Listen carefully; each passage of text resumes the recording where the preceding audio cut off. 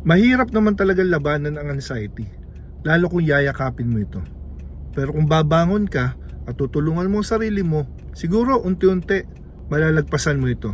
Ang unang kailangan mong gawin ay tanggapin mo na meron kang anxiety at magpakonsulta sa mga eksperto. Marami tayong mga psychiatric dyan na magagaling upang mabigyan ka ng tamang rekomendasyon at mga medicine para mabawasan ang anxiety mo.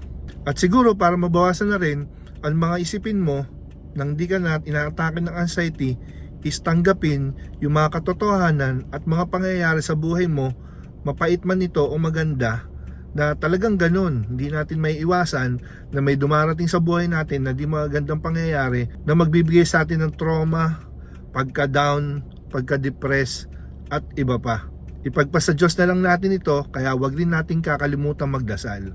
Malalagpasan nyo rin yan mga idol, dasal lang tayo.